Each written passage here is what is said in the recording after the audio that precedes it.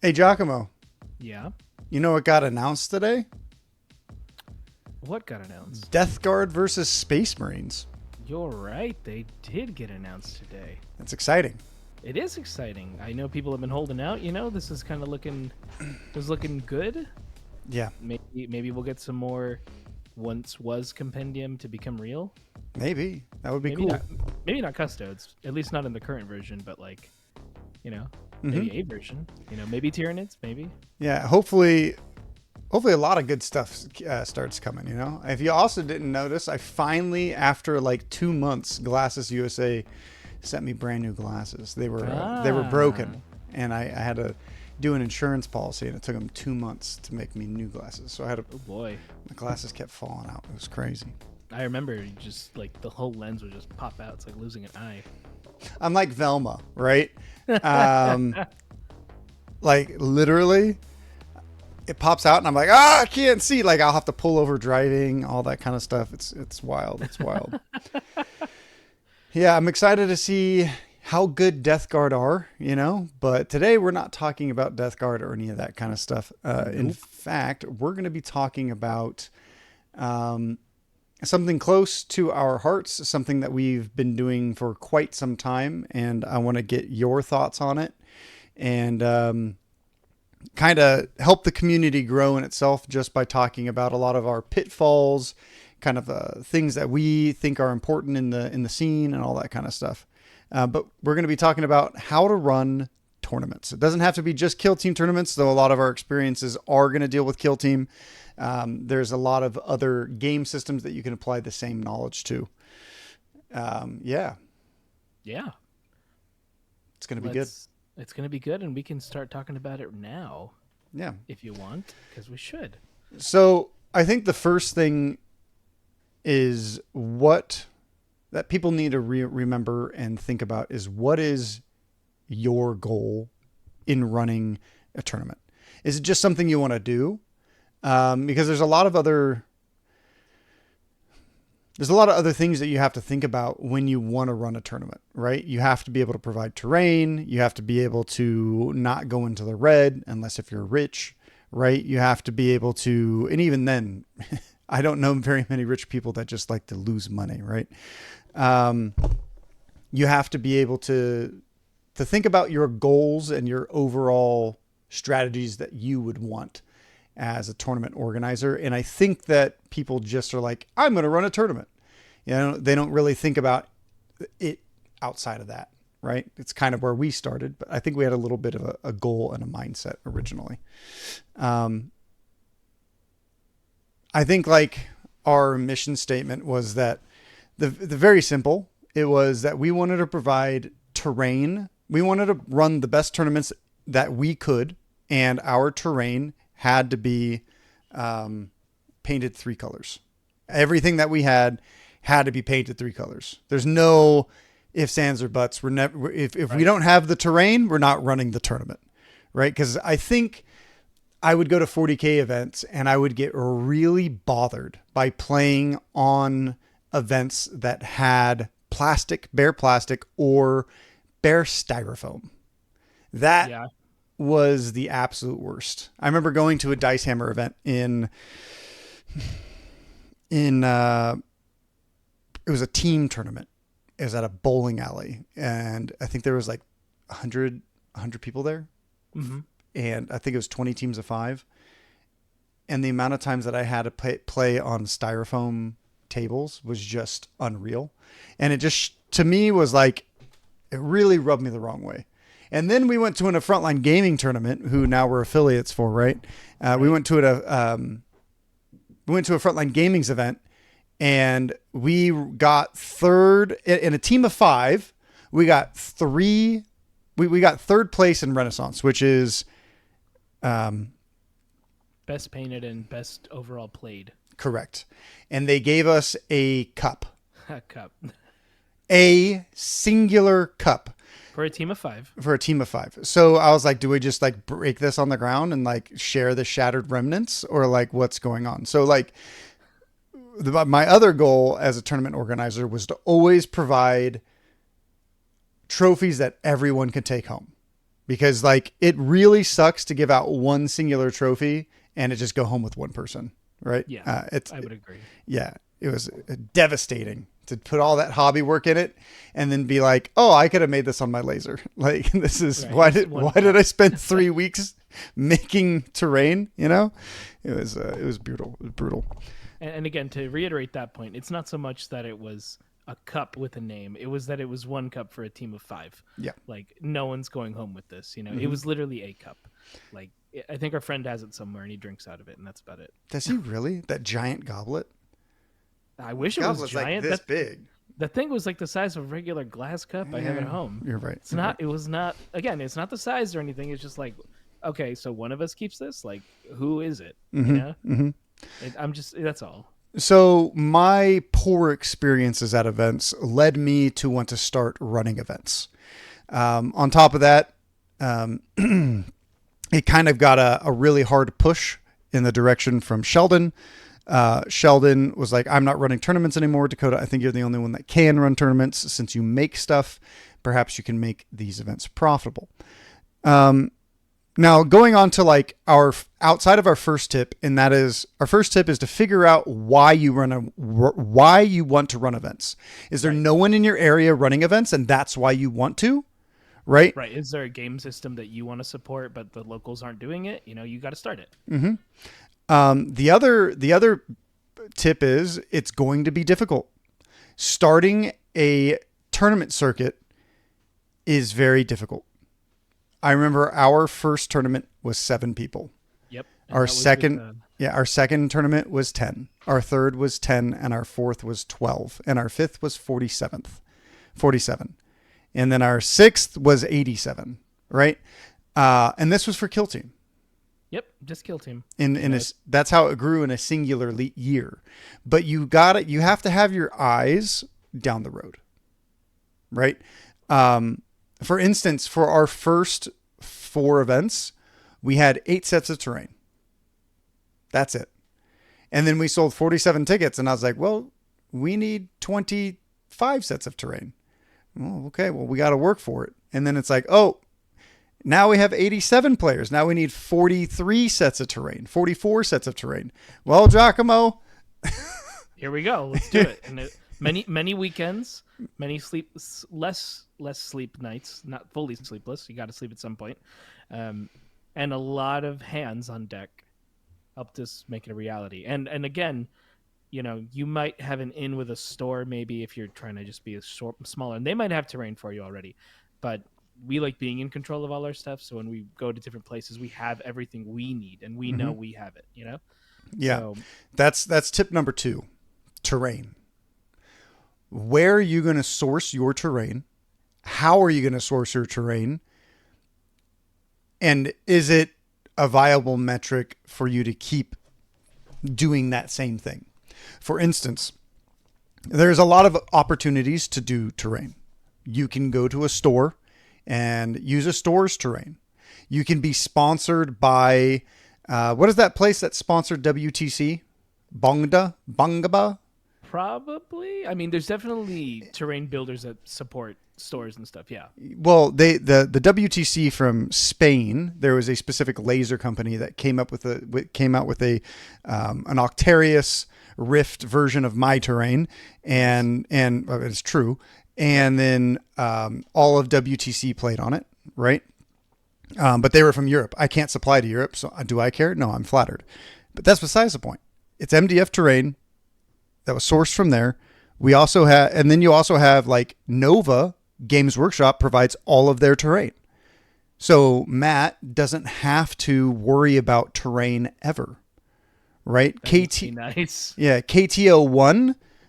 Sheldon had to drive across the country, spend $6,000 on a truck and trailer to bring a truck full of terrain that people did not like because it wasn't for the edition, right? He made a bunch of terrain for the last edition, and then he tried to transfer it over to this edition, last edition, I should say, Kill Team 2021, and it didn't go over very well, right? It's funny because they just re-released it in beta decima, just in a different skin. It's like those skins from League of Legends, you know? They're like, oh, well, you don't like this Ash skin. What about this Ash skin? Be like, oh, yes, give me the Ice Ash skin. Oh, my gosh. You know? Or a new Lux skin or something. Right. It functionally works the same. It just looks different. Yeah. And that's something I've always had a pet peeve of, like, as a amateur and enthusiast game designer, when I would modify rules for games, friends would say like, "Oh, I don't want to do that." And then as soon as the official version comes out from them, it's like, "Oh, it's the same thing I already made a while ago." Same thing with terrain. Like, it existed, you know. Mm-hmm. But that's what that was a little tangent. Yeah. The next KTO, they had Games Workshop donate 44 sets of Into the Dark terrain. 44 sets. That's 10 more sets than we accumulated, like of plastic terrain, right? That's crazy. That's crazy. Where did it all go? I have no idea. I know some of it's with plasma spam. No idea where the rest is. Who owns the rest of that? I don't know, but if they know, they should send it to Squad Games. Because it's just been sitting in a warehouse for how many years now? But that's besides the point. I mean, I hope it's in the store and someone gets to use it at least. We can all hope. So the other option is to do community-based. Now, there's a couple problems with community-based. If you want to have a quality control, you can't have quality control on the terrain because people are going to paint them. Also, you can't guarantee that you're going to get it early to set up. Right. Mm-hmm. Also, you're not going to guarantee that it's actually going to be there. Right. Somebody might not show up and leave 5 sets of terrain home. Right. Right. Normally that doesn't happen, but I've heard stories, you know. But also, like, a community might just pitch together and make stuff. There's another option, which is making your own. So you can home craft it out of foam. You can use a 3D printer. You can use a laser cutter. You can sculpt it. You can resin print stuff. There's all sorts of stuff that you can do, right? The question is it going to remain competitive? Because you're usually people that run tournaments or that go to tournaments or that travel to tournaments are looking for something competitive. Yes. So you got to change with the seasons, right? Like, I think now's a good time to bring it up. Yes. This is, I guess, number 3, right? Tip 3? Yeah. Tip 3 is a good one. You know, staying competitive and changing with the times. Mm-hmm. Because, you know, at the end of the day, this is a competition. And you can't keep something that was stale, right? Or something that doesn't translate as well to a new edition, to a new season. So you got to either have, like, you know, new type of layouts or new versions of the terrain that fit with the current state of competitive right now. Like, if we looked at Volcus, right? Like, I know Dakota and I have been hard at work setting a lot of that stuff up so that we can, going forward, have that as one of the main terrain sets to use in addition to our other stuff, right? Because you got to have that, right? Like, you know, Dakota, you've been working on it longer than I have. This last weekend. Well, you were here for a good 14 hours over the weekend. But yes, I was working on it for, 4 days. But yes, there's a couple things on this. So we saw it happen with Kill Team Minutes early edition of last edition. People did not like the terrain from last edition. It did not port over well. We saw it with Warhammer 40K and Frontline Gaming. Frontline Gaming really, they run the Las Vegas Open, and I think they've moved away from this now, but they were doing player place terrain for a really long time, and people really dislike player place terrain for 40K currently. And they would much rather have pre-designed layouts, but that's very difficult because that's another thing that we're going to get into is pre-design layouts compared to non-pre-design layouts, right?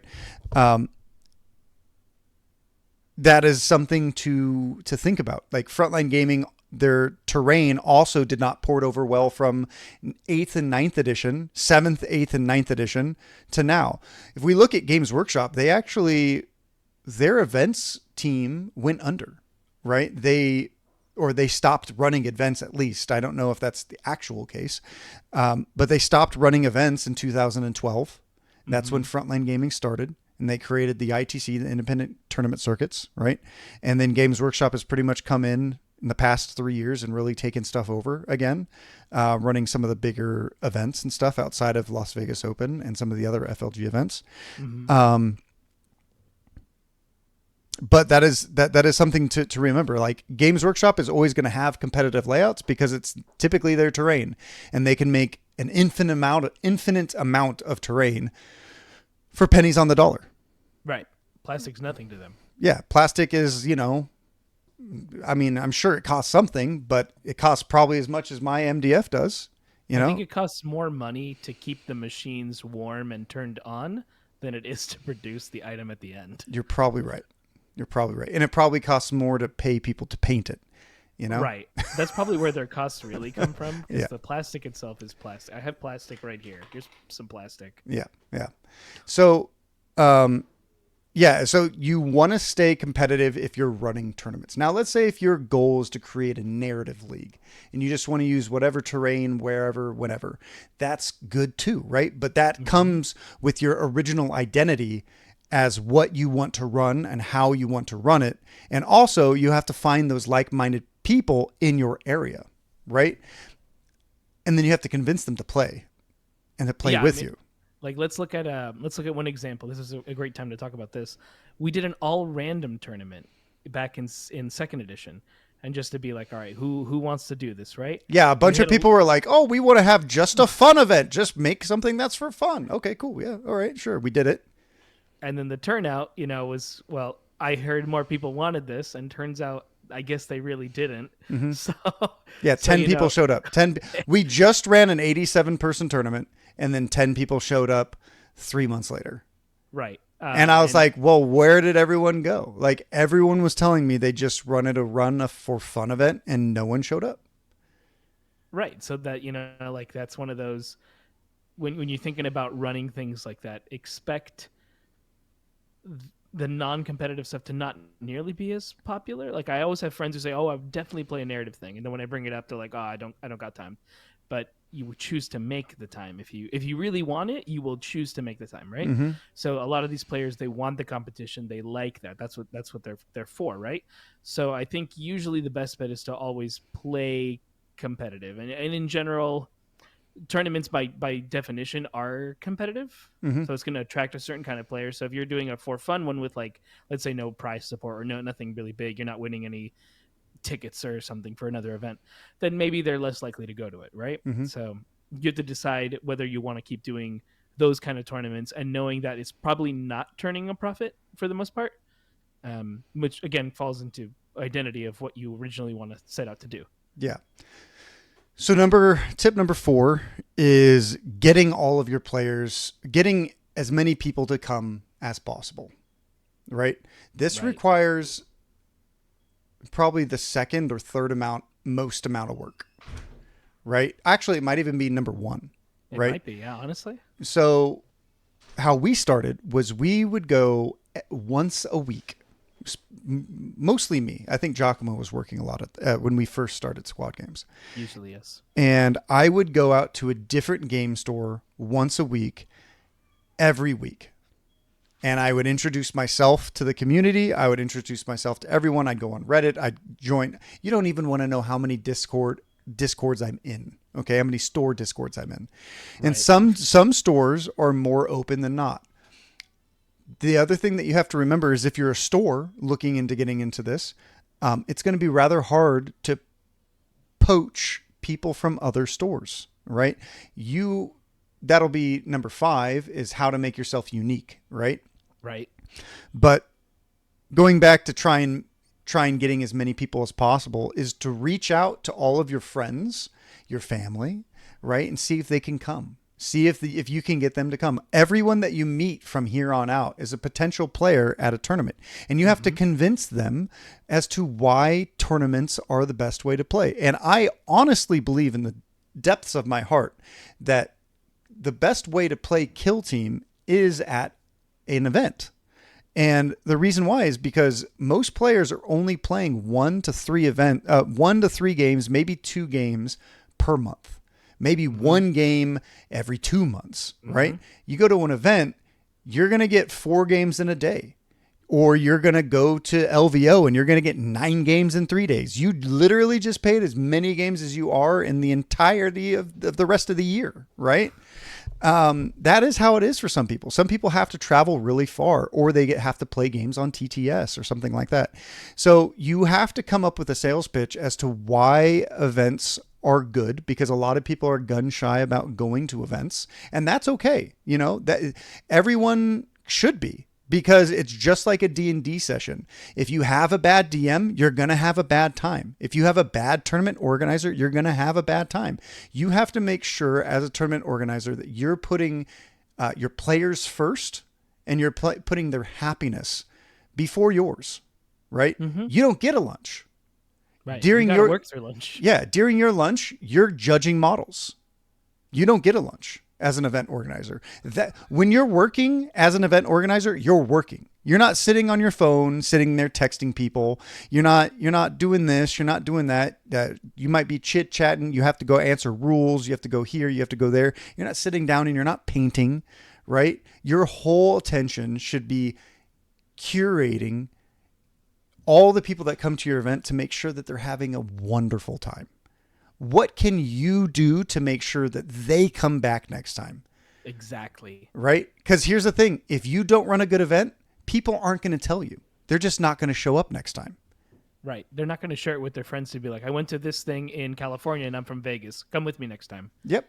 You know, like, and that's important. This is how you, first off, keep the game alive. And this is how you keep yourself in business. Mm-hmm. Mm-hmm. The other thing that we have to remember, number 5, is how to make yourself, tip number 5, how to make yourself unique. Mm-hmm. Now, our goal really set us apart from a lot of other people, and that is to provide well-painted terrain at every single event. And that's unfortunate to say, you know, like, sometimes that's a crazy thing to say. The fact that we saw a world's map last year look unpainted, whether it was painted or not, on stream in the Spanish final, you know, like some people are like, oh, it was sprayed silver. My guy. But that was it. No dry brushing, no washes. No nothing, right? Like, if you're going to force your players to have 3 color minimum, that is what you should do as well. So even Worlds, Games Workshop events have 1 colored pieces of terrain, maybe 2, right? We have to make sure that we are providing for me. I want to provide 3 color terrain minimum.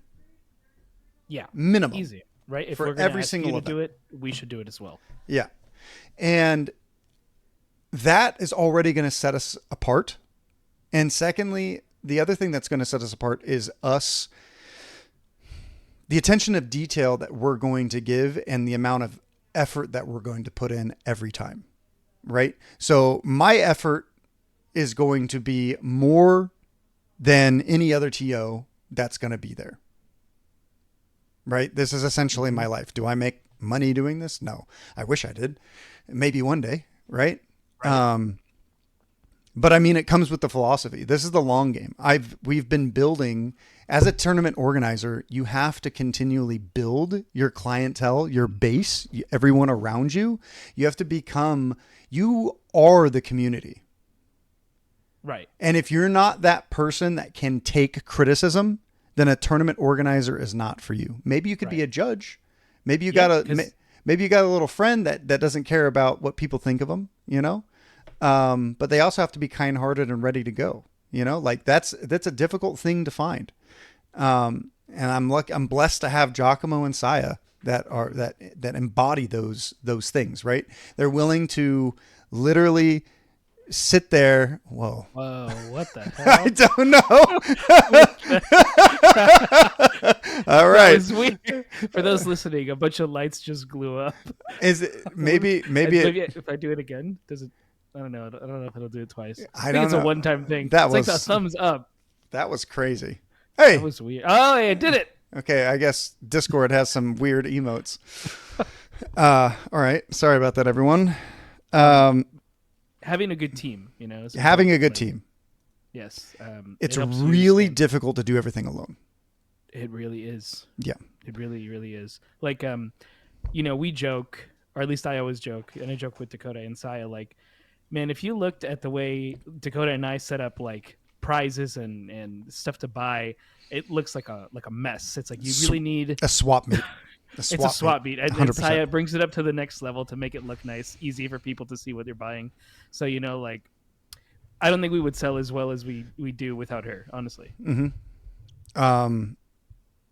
You have to figure out what makes you unique. For us, again, it goes back to 3D printed. I mean, not 3D printed. It goes back to really nicely painted terrain.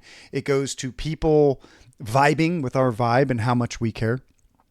And it also goes to the amount of effort that we put in and the things that we provide, right? Like Giacomo, we provide streaming. Yep. Right. So we try to stream at any store that will let us, right? Typically I'm saying at least 30 players, right? Because I don't want to have to take apart my room, every time. Right. Just for every time we have to do the whole My thing. gosh, Exactly. It's a nightmare. Take down all the cameras, move the computer, everything. It's wild. But again, like we do a lot of things in order to do that. And I also make all of our terrain and I try to make it the most competitive possible. Right. And that goes on back to step number 3 or 4, right? Like, unfortunately, as much as I want to keep the old terrain from the last edition, we can't. It's viable and it's doable, but it's not good and it's not good enough, right? And us as a company, we have to look at that. And when an edition changes, we have to be willing to change. Otherwise, we're going to go alongside the way because no one's going to come to our events anymore. Right. They're boring. They're stale. They're not anything new. Like, I've done this already. Why am I doing it again? Exactly. So we strive to at least produce a couple extra pieces of terrain every year to make things unique and fun and different. And this year we're diving deep into Volcus. But we're already seeing some things wrong with Volcus. So we're going to try to, innovate and make sure that Volcus is the best play experience possible for players. But it's also hard to say that before we see any sort of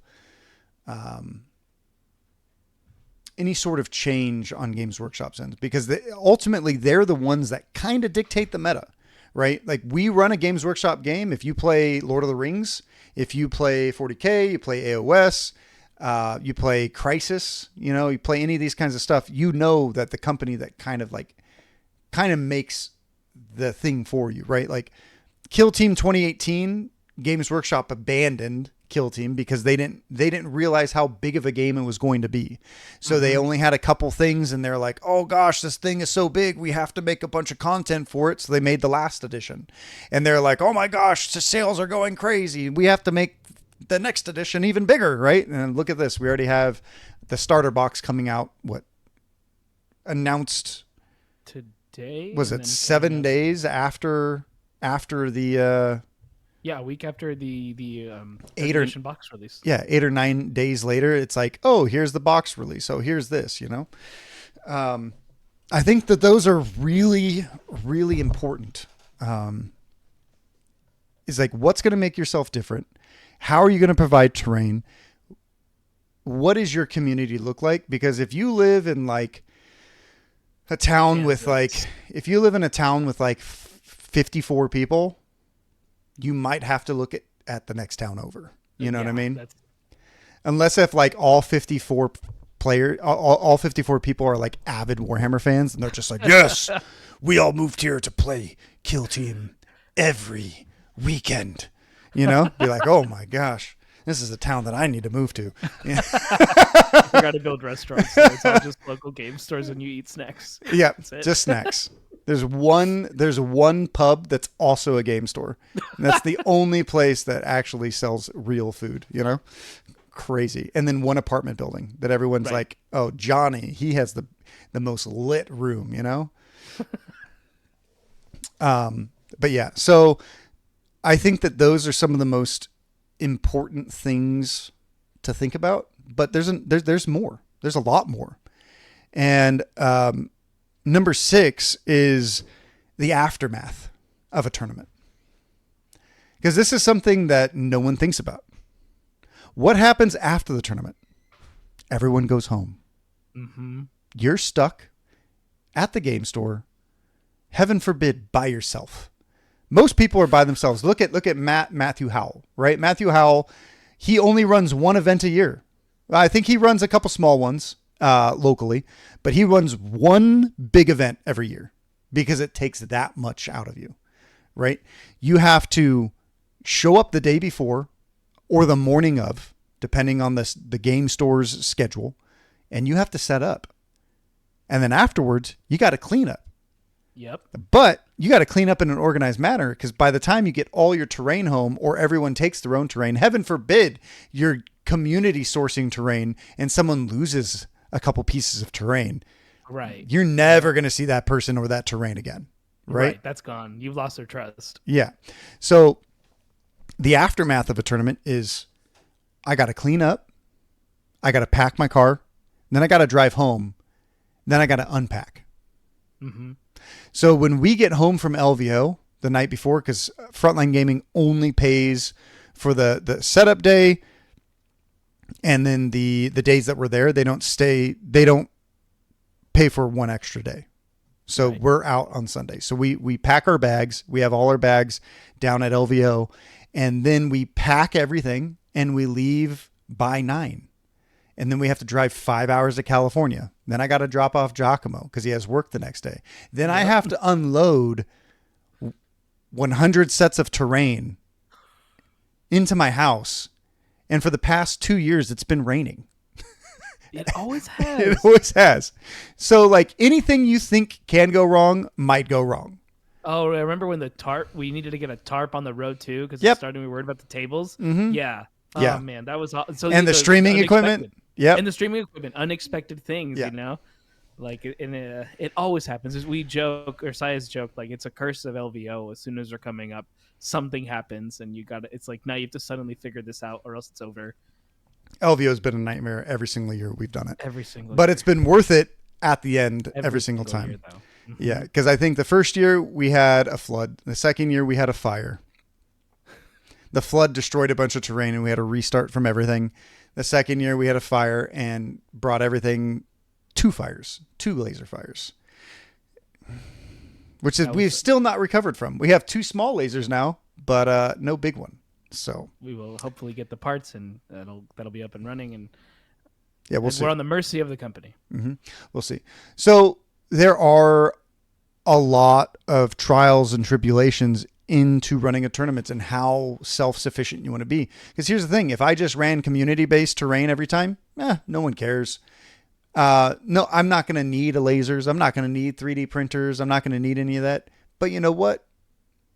When people show up to Las Vegas Open, or they show up to the All Valley Team Tournament, or they show up to one of our tournaments, they're going to know when they look at that terrain, oh, that terrain's not that well painted. I paid how much money to play on this terrain? You lose your experience.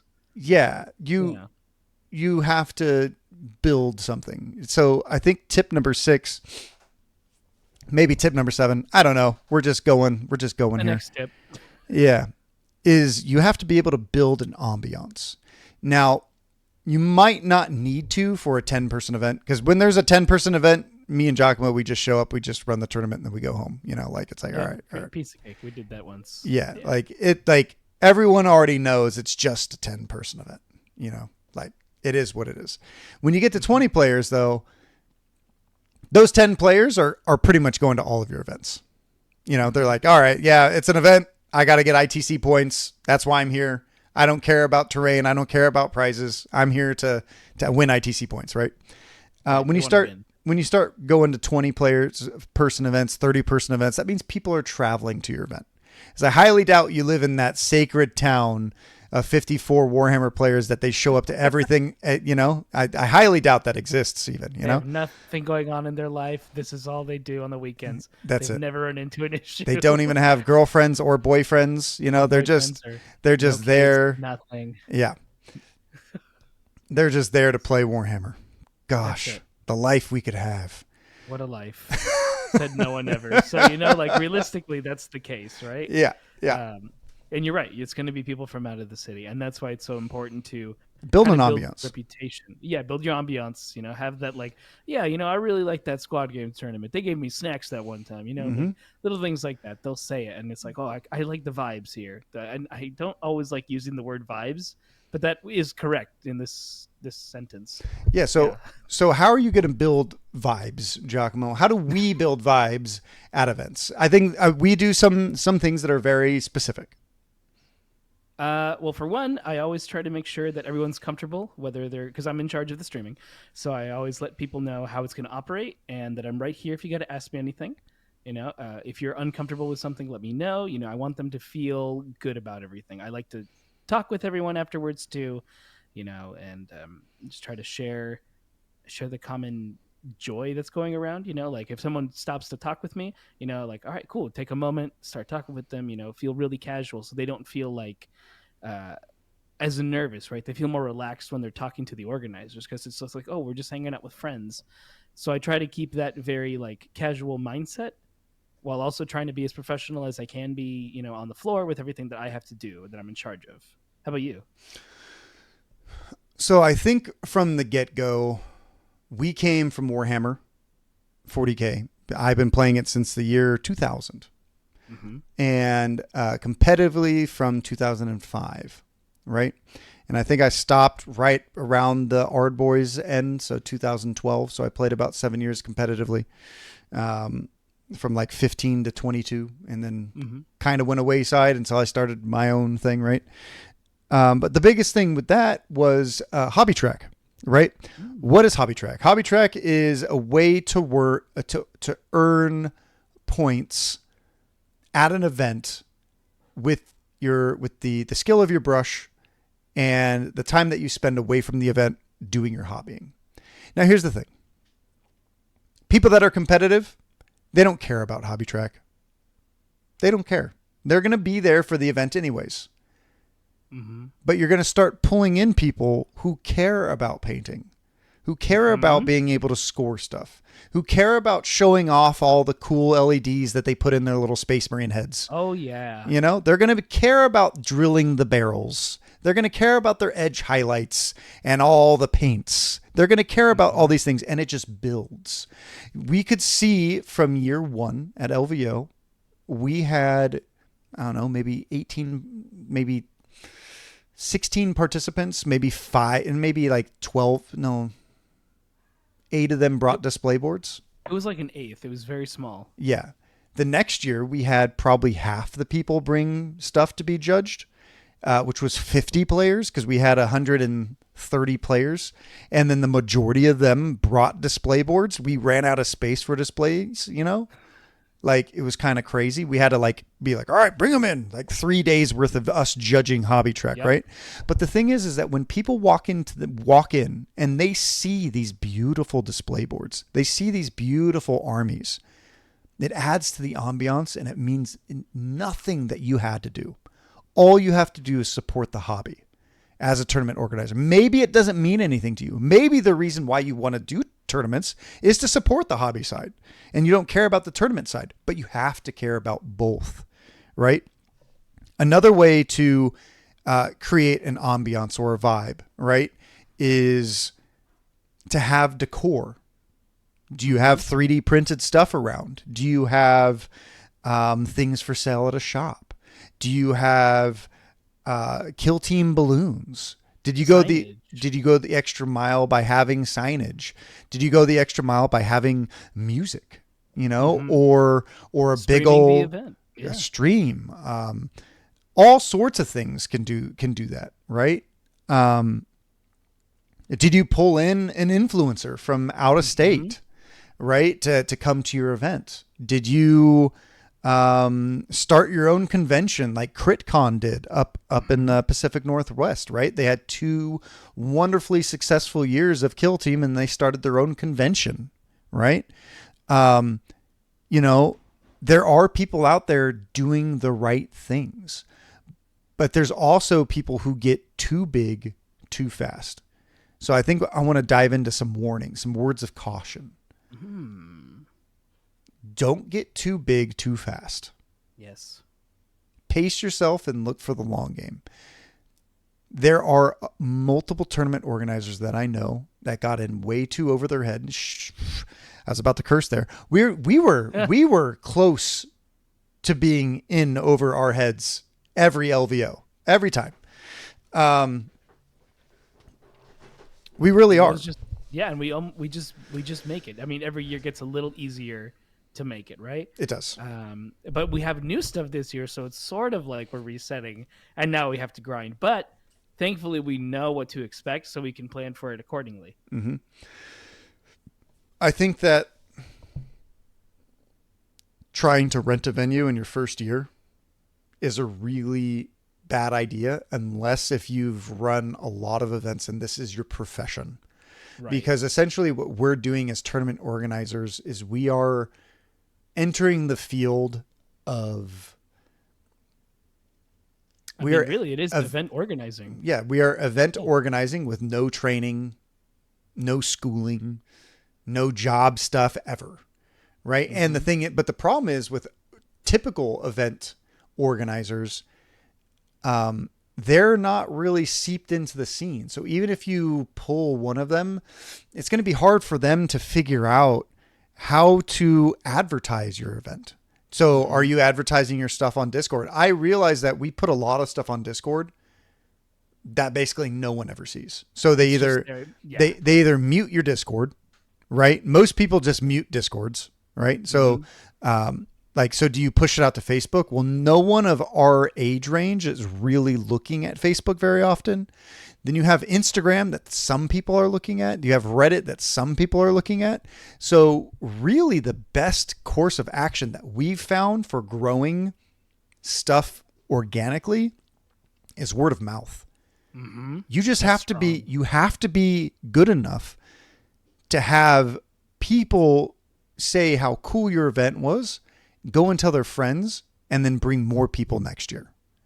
That's the slow growth of it, because we're no longer in the realm of like Facebook dominates everything or TikTok dominates everything, or there's no singular social media that is like super strong. And there's a lot of social media that people just don't look at anymore. Yeah. You know, or heaven for, do you know how hard it is to post every single post you have on every single media that there is? It's difficult. It's difficult. To try to be on everything. And nothing I think is stronger than your friend saying this pizza joint is the shit, you know? Yeah. Like nothing quite like that. Like where your friend is like, okay, I really trust my friend. He's my best friend. He says it's good. I'm going to believe he's good. I'm going to try it out. Mm-hmm. And it's going to break through all the noise. Because you're going to listen to your friends. If you're watching TikToks, you're on Instagram Reels, you're on YouTube Reels, whatever all the different Reels, you're just sliding up. So you're going to forget about that in the next 2 minutes. Yeah. What your friend said when you were talking to them, you're less likely to forget because they're a part of your life. Or an influencer. You know, an influencer might tell you that this is really good too. Mm-hmm. You know, and you're more likely to trust them because you build rapport. So it's the number one thing you can do is to run a good event and hope for the good word of mouth. But and remember that it's 10 times as strong when it's negative. Yeah. People respond to negativity way stronger. So if they say it's bad, like they're less likely to even give it a chance. Or they'll just leave or never look at it again. Yeah, exactly. So there's a few other things to remember as well, right? For instance, we had our first year, we had a couple people, questioning our terrain and our layout, right? Which is the MDF kind of style terrain. And people were like, oh, I don't know about this. And then I was like, can you just give it a shot? And they're like, all right, fine. And they came and they loved it, right? Because we put the work into it that I guess that'll be tip number 8, but we're going to do another, before I'm jumping the gun. Okay. So don't get too big too fast, because it's really hard to tell people that you have an event. It's hard to tell people that it's happening unless if you have an unlimited budget. But I don't think anyone has an unlimited budget, right? Because event spaces are expensive and they're only getting more expensive. especially in our economy these days, right? At least in the United States. Real estate in Los Angeles or California is absurd, obscene, right? Mm-hmm. In most places, it can be quite expensive. And here's the thing: if it's cheap, it's because no one's going there, right? Which could be an advantage, but there's a reason they're not going there. Correct. If we ran an event in Ohio, it's so far away from our own base, people that we've told and like people that like us that much. Firstly, very few of them are going to have the money to be able to fly out to that event, right? Secondly, we've built up a really strong community in our area over 3 years, right? That's why we had a 67 person event for our team tournament last month, the All Valley team tournament. So slow growth is really, and this was the first time we actually rented a venue, right? Yeah. And we were very profitable, right? Our ticket sales were not profitable for reasons, but we sold stuff, we made stuff for the brand new edition, and it went great. So coming in with a plan and a mindset is relatively important about how you want to, if you just want to go black, if you just want to remain in the black and not lose money, you got to make sure that you plan properly, because you're going to have to, in your ticket prices, because this is tip number 8. This is another tip. All right. Make sure that you price your events correctly. When we first started, we put our events at $25 a ticket. Now we had to split that cost with a game store. Mm-hmm. Some game stores took $10 per person. Some game stores took $15 per person. So that left us with $10 to $15 per person. And we were only doing like 10 people, right? So it was like $150. That did not cover the cost of terrain. That did not cover lunch and gas, everything else, right? Heaven forbid, right? But our event that had 47 people paid for all of it, right? Every event ran in the red until we hit that one. Then we had an 87 person event, but for Frontline Gaming, we only see money that people use. We get 5% kickback off of when people use our affiliate link, right? And we had like 10 people use our affiliate link last year, the year before.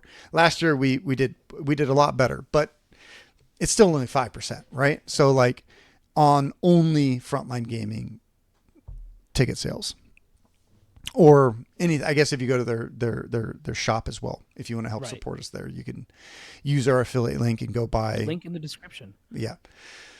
But yeah, so that is also something as well. Is another tip is to find sponsors, right? Yeah. Is it your local game store? Is it Element Games from the UK? We see that enough on YouTube videos, right? Yep. Is it somewhere else? Is it something else? Are they going to provide you money? Are they going to provide you plastic? Are they going to provide you prizes? Are they going to provide you something? And then you also have to make sure that you recognize those people, right? Mm-hmm. I think that's really important, because one of the more successful events that I saw with prize support was Kill Team Open 2.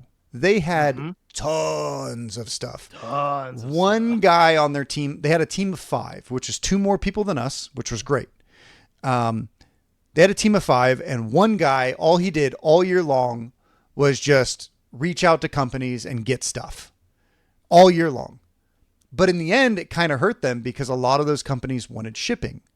So even though they had all this free stuff, it still costed them like $1,000 in shipping, which was just another cost, right? And then you have like, are you going to provide snacks for players, right? Are you going to provide beer for players? What is your local laws and regulations on beer, right? Are you going to provide this? Are you going to provide that? Does your game store allow that, for heaven forbid, right? What are the amenities? Yeah. Yeah. What is the parking lot situation? Yeah. Are you going to have a website You know, what is going to separate you from just another local BCP? Here's a event happening at this random game store, right? The more thought and the more effort you put into your event, the better it will go overall. Another tip for me is pre-designed layouts. So pre-designed layouts are important for multiple reasons. Firstly, people know what to expect when coming to your events. Mm-hmm. You know, even if you don't have them published, if you at least say like, oh, we're going to be riffing off of Turning Point Tactics maps, or we're going to be riffing off Games Workshop style maps, or we're going to be riffing off Squad Games maps, you know, whatever you're going to be doing for any situation, for any game, having that is better. And it also lets you think about the game more innately, make better decisions about your game, and also learn the game better, because you as a tournament organizer should be one of the best people in your area with the rules, right? You should. Yeah. And if you don't understand the maps or the reason why things are bad, like for instance, when designing Into the Dark maps, why is it bad to have an objective so far up the table? It's because, well, at least in the last edition, dwarves couldn't get to it turning point 1. So you can't have something more than 4 inches from somebody's display, somebody's drop zone. Yeah. But every single map organizer would make that mistake, including myself. We made 3 Into the Dark map packs that were bad, and we had to learn why they were bad and then accept that critical feedback to make the best of what what we could do the best, right? Like, exactly. I'm not trying to. I have so much acrylic dust on me from sawing acrylics. Yeah. A lot of acrylic dust on me. Yeah. So what else is there? So social media is really big. What's going to make yourself different? Encouraging painting in your scenes. I guess prize support's another thing, right? Yeah. Not a lot of people go to events for prize support, but anyone who wins expects something. Yeah.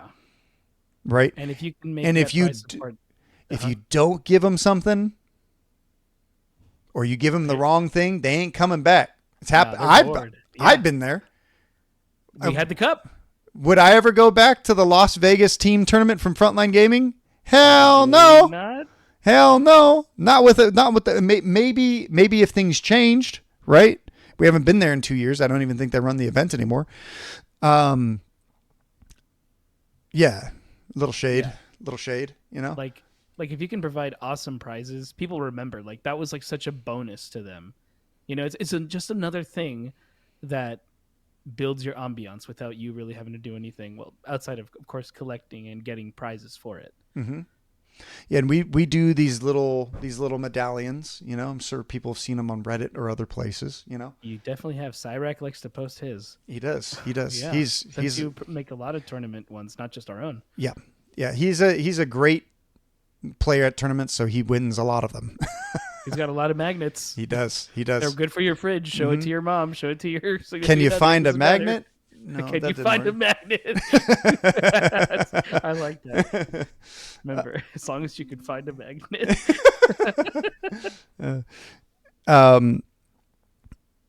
I think most channels have at least won one. I know Command Point has, Cyrac has. I don't think Mountainside has yet. One of these days. I'll convince Mountainside to come to. They're really good dudes. If no one's seen Mountainside Tabletop's battle reports, you should check them out too. They not only that, but they're great dudes. They're great homies in general. Yeah. But that's humble guys. Yes. Yeah. Besides the point. Yeah. So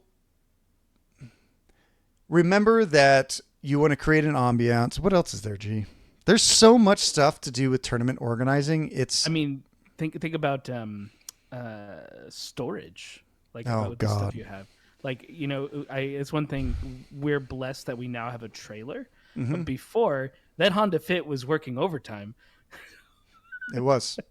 Our tournaments have gotten big enough where we have to have a trailer now to get to Yeah. Las Vegas specifically, you know? Hmm. Otherwise, like if it's local, we can do multiple cars, you know? We'll have to see how SoCal Open does, but you know, um, yeah, that's going to be exciting.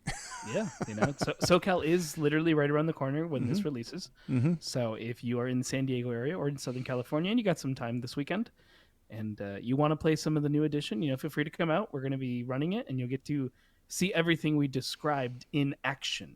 Mm-hmm. Yes. SoCal is different because it's really hard to create an atmosphere in a giant hangar. Where yeah, and we get a section. It's like an Every time I'm in aircraft there- hangar. It's Yeah, very yeah. it's a vibe in itself, you know? It is Right. The Del Mar Fairgrounds, right? Yep, Yeah. Del Mar Fairgrounds. Yeah, that's right. Yeah. There's a Crack Shack nearby. I want to get chicken from there still. Crack Shack was okay, G. The last time I went there wasn't. I know. I'm just maybe I'm in love with the nostalgia from the past. It is 100% the nostalgia, my friend. It was crack whack crack. All right, I like that.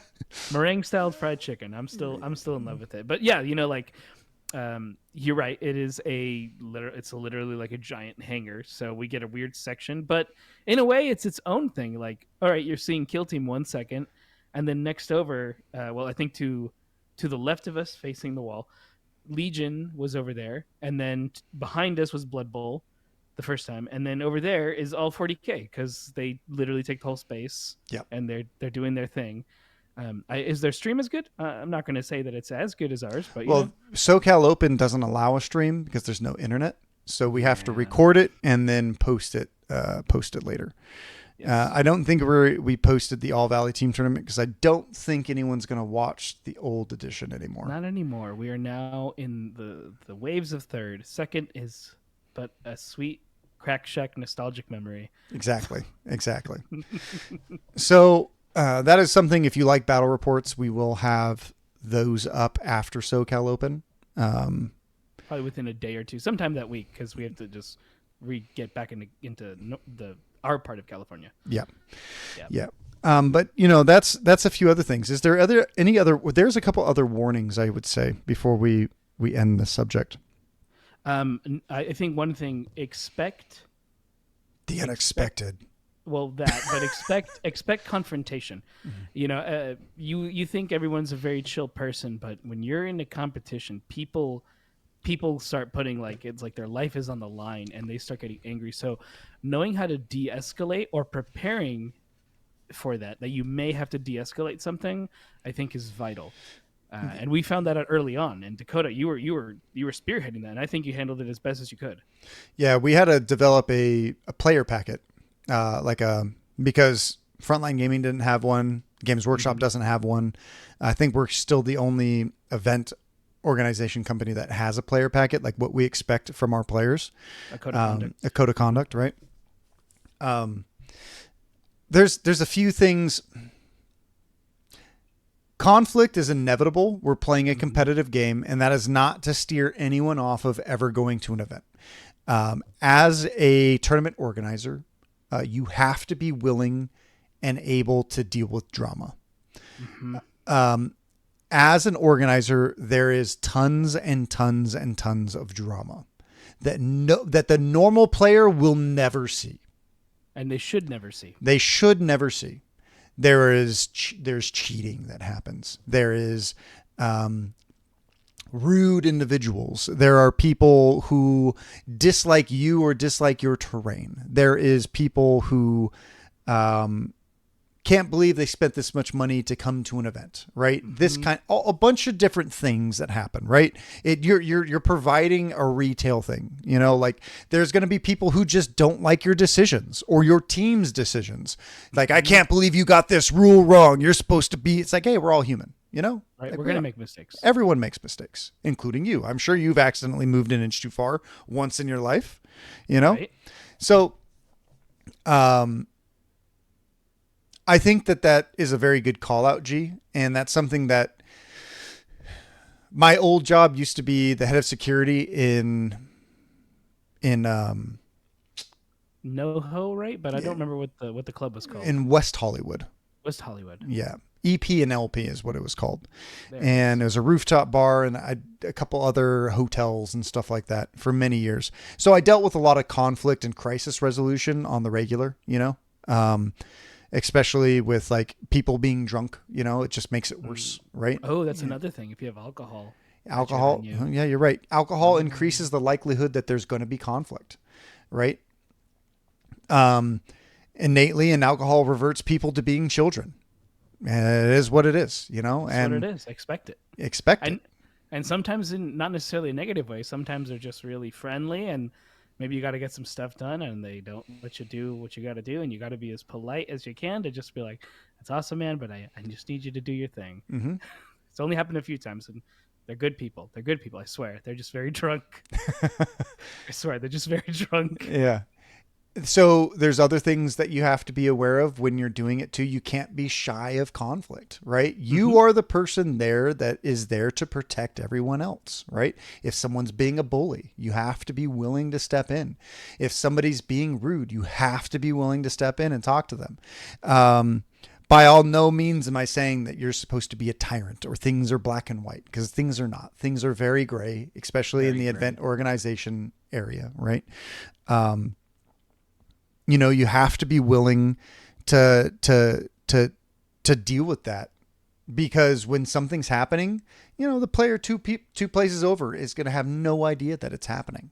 You know, They're like in their own world. they are. We had a really big blow up at one of our events, and like half of the event knew it happened because there was a yelling match for like 30 minutes that I couldn't stop. I just couldn't stop it. And I was trying to stop two grown adults from yelling at each other, and I just couldn't stop them. Right.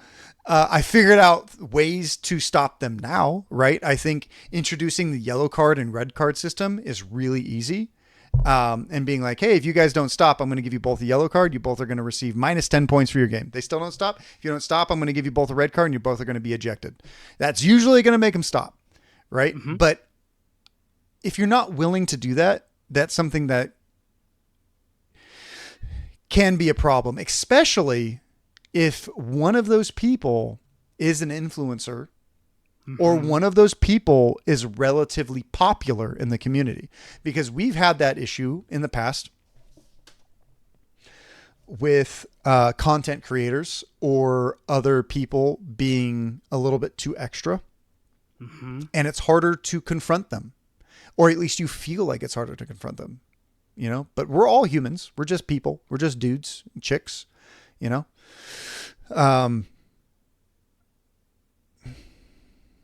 Yeah, I mean that's big already.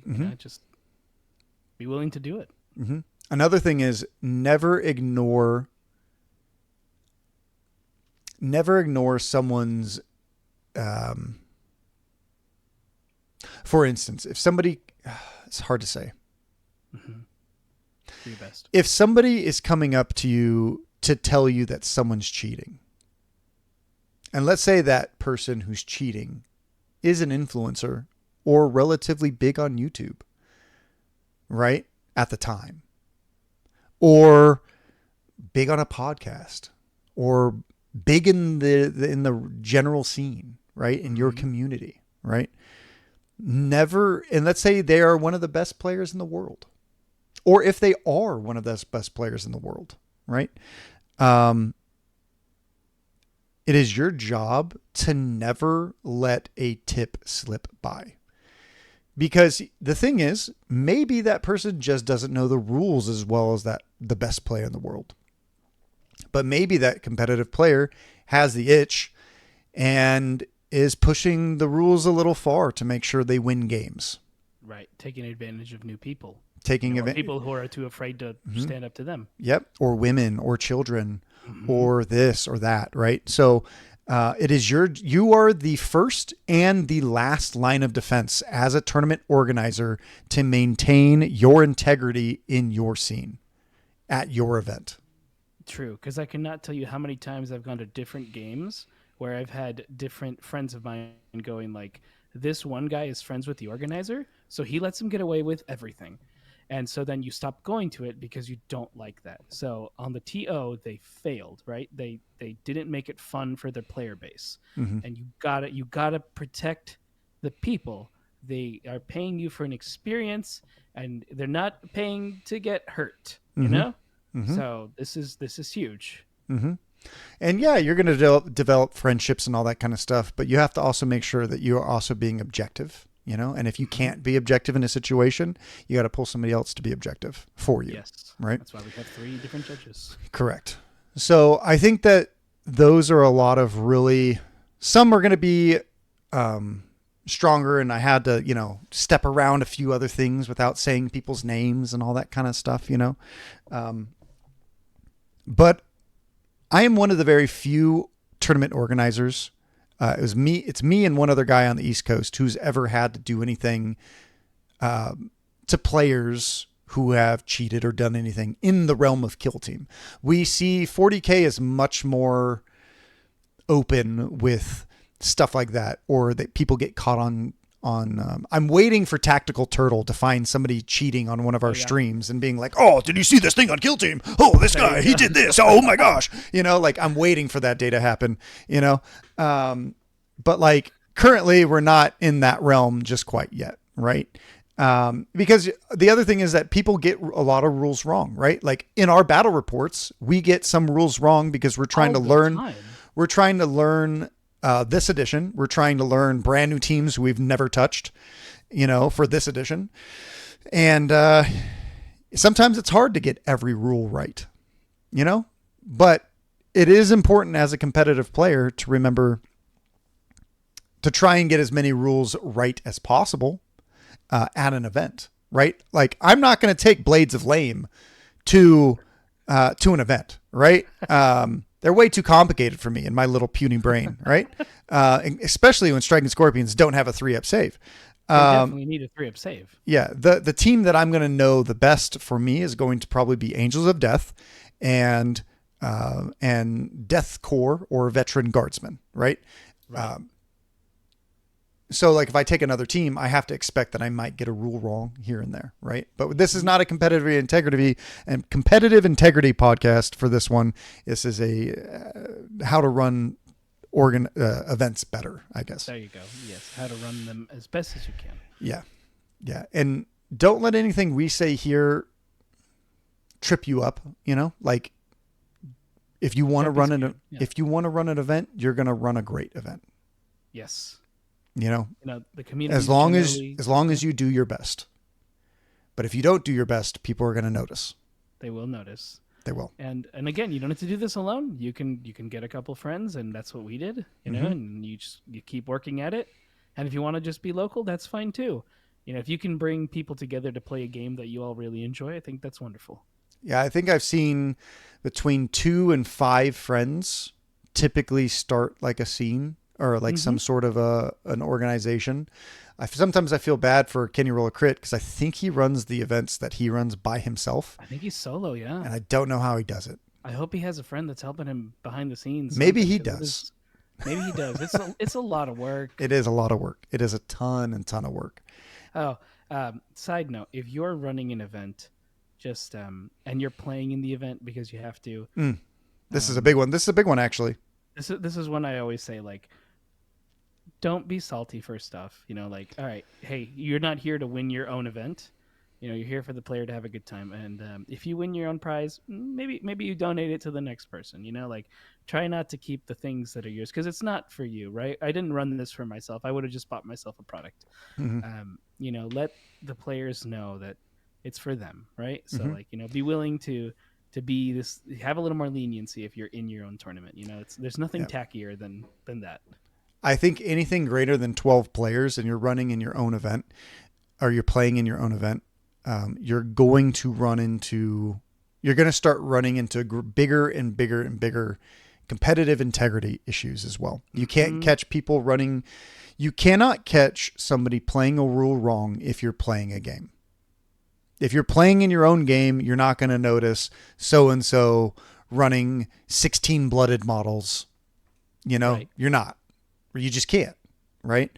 Unless if somebody comes up and tells you. And unfortunately, in the world that we live in, I can't tell you how many times we've been at events and we tell everyone like, hey, if something is going wrong in your event or in your game, please let us know. We're not here to police interpersonal like things between people and arguments, but we are here to make sure that everyone feels safe and to make sure that the rules are being correctly played and to make sure that everyone's still being cordial, right?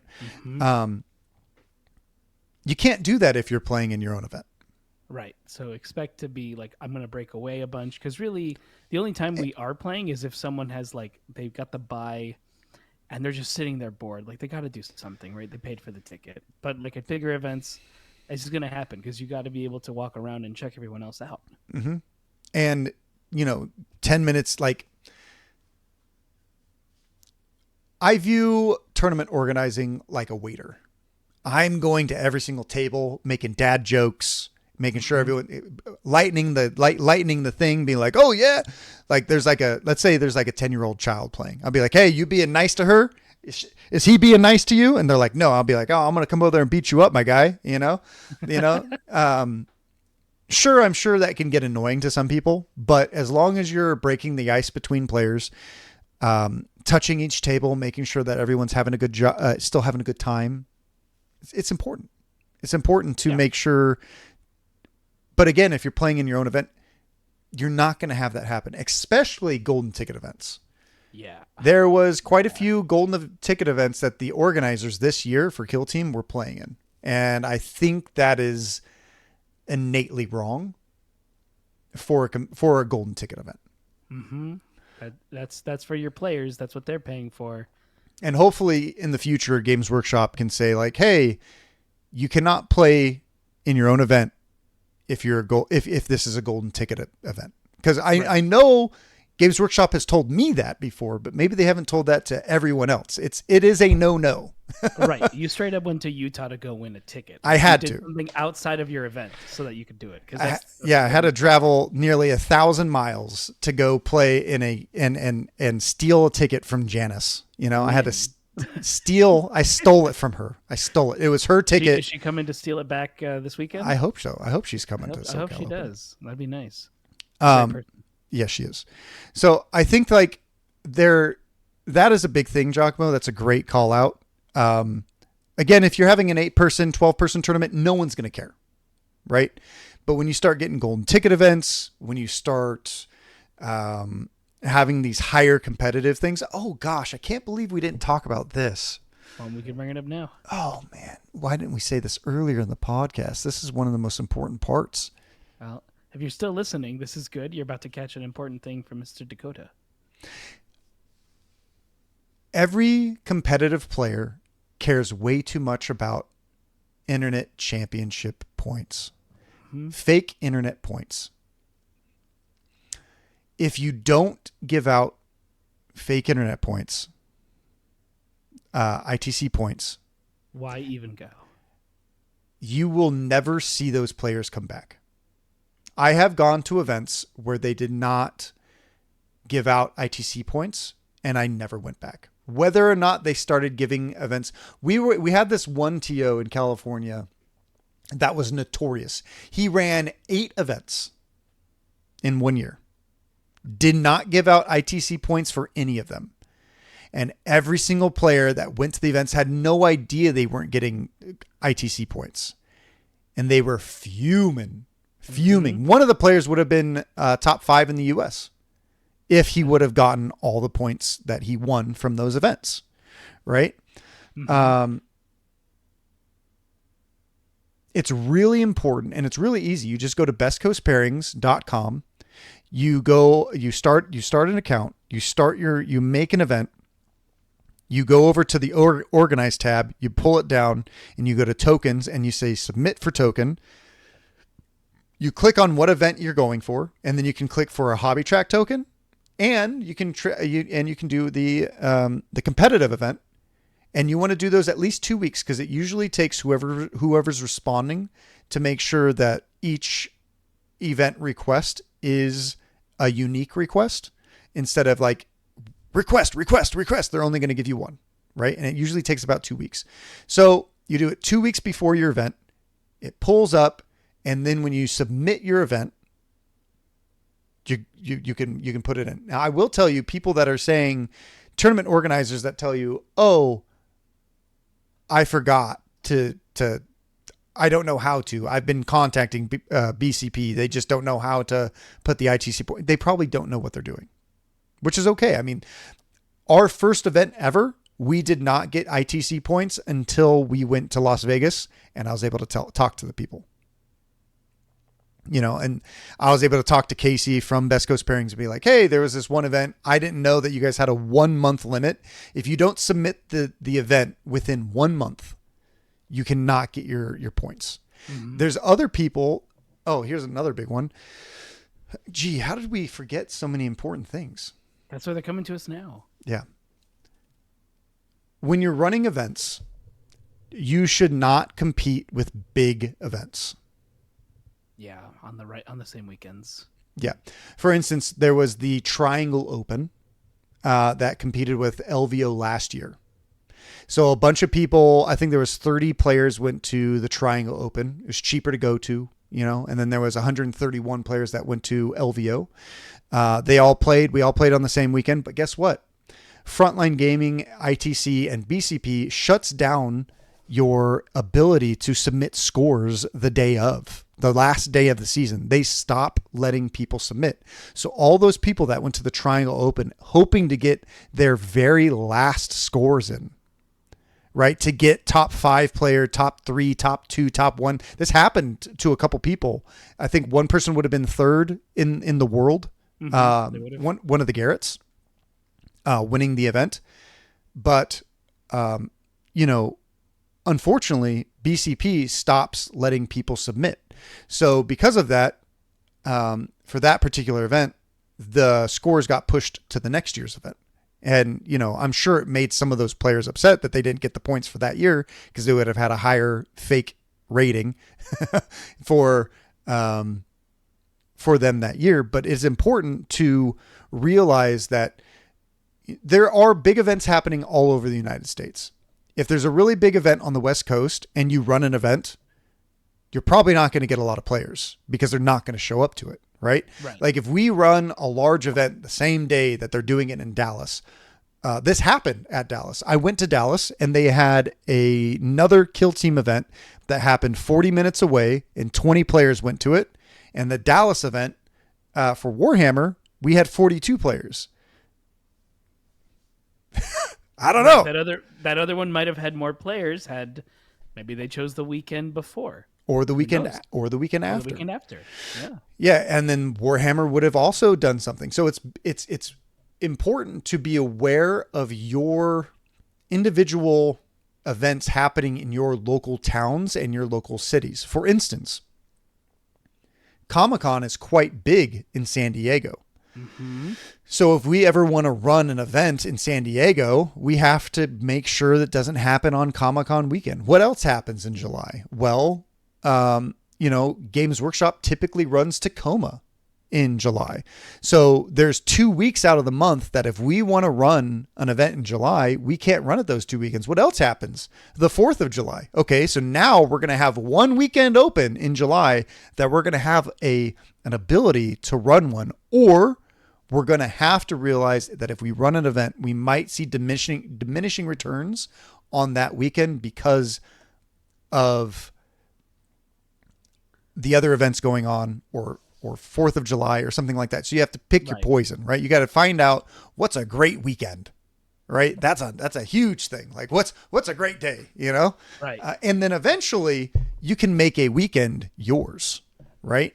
Like that's what we've done with AVTT is we've done 2 years in a row, the same exact weekend, and we'll probably do the same exact weekend again. Yep. Yeah, there's like one guy it's his birthday that weekend. Sorry, my guy. The All Valley is not for you. But hopefully you can, come at least visit for a little bit on your second day of your weekend or something. He can come to Las Vegas Open, right? He can come to Las Vegas. There you go. We'll see you at Las Vegas. Yeah, you don't want to run an event that same weekend as Las Vegas Open. Firstly, Best Coast Pairings shuts down. You're not going to get your scores in. Secondly, it's going to make people not want to go to the biggest event in the world Right, if they had the chance, because they're going to save up for it and be like, I'm saving up to go to LVO, so I'm not spending additional money this weekend. Like, Or I could go to this 30-person tournament right down the road and get my last-minute tournament points. Well, guess what? You're not going to get the last-minute tournament points because you don't know how it works, right? But as tournament organizers, now you do. We need to know. We need to know, Right. Yeah, because everything boils down to ITC points. Like, if you're not getting a prize at the end of the event, at least you walk away with fake internet points. That's a thing. Right. It's a thing. Yeah. When I was doing Hobby Track, I had fake internet Hobby Track points. And I was all for it. I knew it was fake. I knew it didn't mean nothing. Yeah. To the rest of the world, but to me, it was everything. Yeah. You know?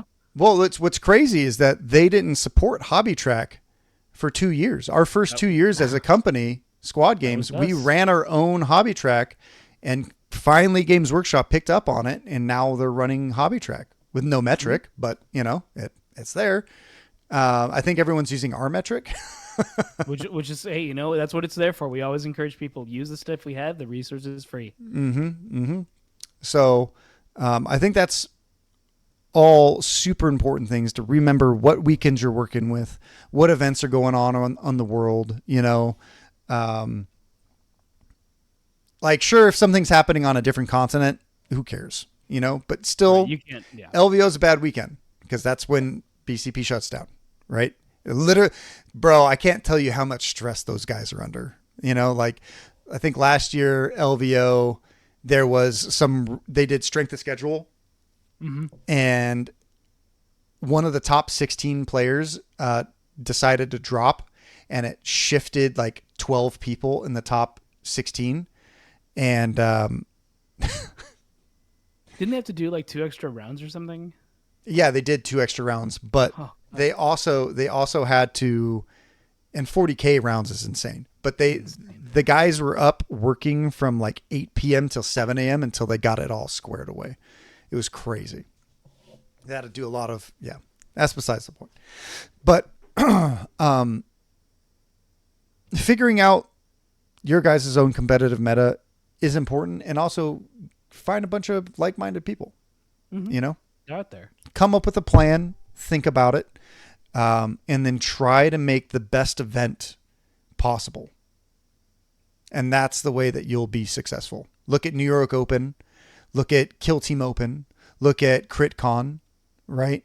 Look at Warhammer events, right? Look, all these events are doing correct things, right? Maybe to varying degrees. Maybe some people do things better. Maybe some people do things worse. We're the same. We also have our faults.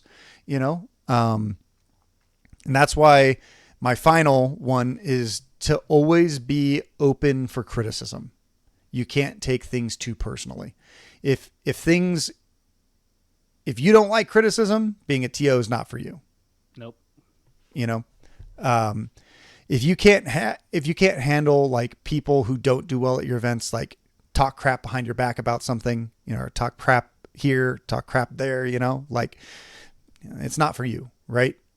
You become more of a public figure, and it's not always sunshine and roses. Right. You're going to get scrutinized. Yeah. Yeah. Especially if you do things incorrectly, or your morals aren't right to the highest standard. Right. Or if you take a hard stance on something that you believe in, Yeah. Not everyone's going to agree with it. Mm-hmm. Yep. Like not playing Beta Decima, like some people still blow us up for that. Yeah. I think I can die on that hill. Yeah, I can die in those waters, Someday better. It's just not there yet. I mean, it might be. Who knows? Who knows? I will die on the Striking Scorpion 3+ save hill, though. 3+ save, man. They needed it. 4 save. Oh, man. Yeah, unreal. Games Workshop, unreal. To our 3+ save army, I want to give some shout outs to you guys, to my Scorpion squads, out there, make sure you comment down below and comment on every other YouTuber, Striking Scorpions should have a 3+ save. We got to start this thing from the ground up. We got to let the people know the truth about Blades of Flame and Striking Scorpions, and that their power where they need to be. That 3+. Hell yeah. And then tonight we're doing a battle report. I don't know who or what we're doing, but we're doing one. So stay tuned for that. Yep. We'll post that and announce it, and you guys can tune in and comment, say whatever you want. Just say hello. On Drop in Twitch specifically. on Twitch, Mm-hmm. which we will of course share the link in Discord as well. So if you're following us on Discord, that's the Squad Games Discord. You'll catch it there. So look out for that. That's coming out later. How about you? Do you have any shout outs, my guy?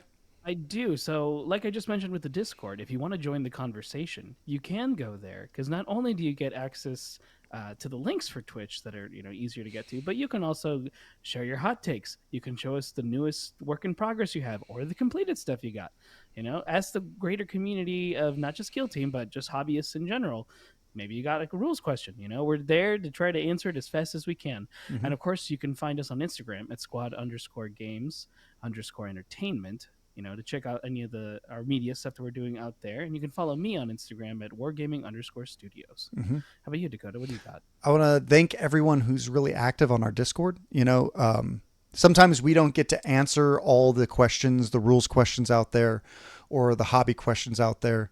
But we definitely do our best. But there's a lot of core individuals on our Discord who are really active, and I wanna say thank you to you guys. I also want to thank our Patreons who really help make this show happen. If you want to hear more about my nightlife craziness behind the scenes, we have another podcast called Squad Games Redacted, which is only available on our podcast. And yes, we've only made 2 episodes. We are aware. Maybe I should post my crazy videos and fight videos, for my body cam footage, there as well, but I don't know. I don't know. But yeah, so if you do want to support us that way in Patreon, that's a wonderful option as well, and we do appreciate it. Yeah, we look forward to making battle reports specifically just for some Patreon stuff in the future as well. But we are still ramping up here, and in fact, we have a lot of terrain to make. So since we're making so much terrain, we're probably not going to be producing terrain to sell for quite some time, at least until after LVO. Unless if the big laser gets up and running, then I can have all the terrain done in a week. But with the 2 little lasers, it's going to take multiple weeks of them running nonstop in order to produce and craft all of the terrain that we're going to need for our future events. Yes. Yeah. So. Yeah, and right before we go, I actually want to mention one more thing. If you are watching this on YouTube, consider watching the battle reports that go on there, whether you're watching them on Twitch or the day after when they come on YouTube. And of course, look out for Hobby Highlander. If you're looking for Love Hobby Highlander. paint colors, love Hobby Highlander.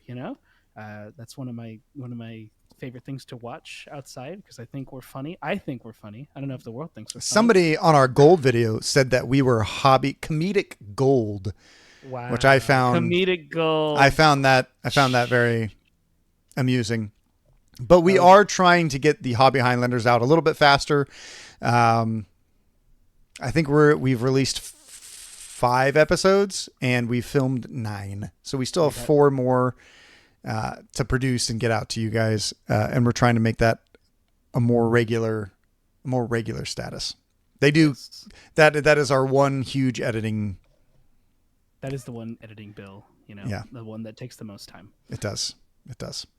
G knows the most. He edits most of it, and then I do the final. I do all like the overlays and graphics and stuff. G makes the videos funny though, because we're not that funny. It's all the magic of editing. I mean, that guy making the gold comment was already funnier. You're not wrong. I think our short, I love gold, that. I think that was a pretty good one. Yeah, but Saya made that. I didn't even do that, See, she's comedy gold too. Yeah, she is. We're comedy bronze. Comedy. 3rd place. I see what you did there. Yeah. Yeah, we don't even have a silver. No, we don't deserve it. No. unless the folks at home want to give us the silver, then I'll take it. I'll take silver. Yeah. Yeah. We're looking forward to doing a lot of fun stuff there on Hobby Highlander. Maybe a sprue cutting video. What's the best sprue cutters out there? I did just buy a Milwaukee sprue cutter today. Ooh, that's a new A one. flush cutter from Milwaukee. Milwaukee. Okay. Yeah, we'll have to see if I it's didn't better think of than. using those. We'll have to see if it's better than Army Painters, or the $70 God Hands. Those are so nice. They're so nice. They are nice. Yeah, so if you're in SoCal, for SoCal Open, feel free to come swing by and say hi. We'll be there. Don't be afraid. We're not gonna bite. And if you're not, hopefully you'll consider coming to the Las Vegas Open and having some fun. Yeah, Vegas is a destination. Get yourself that Gordon Ramsay burger. Mm-hmm. Yeah. Yeah. Until next time, everyone. See ya.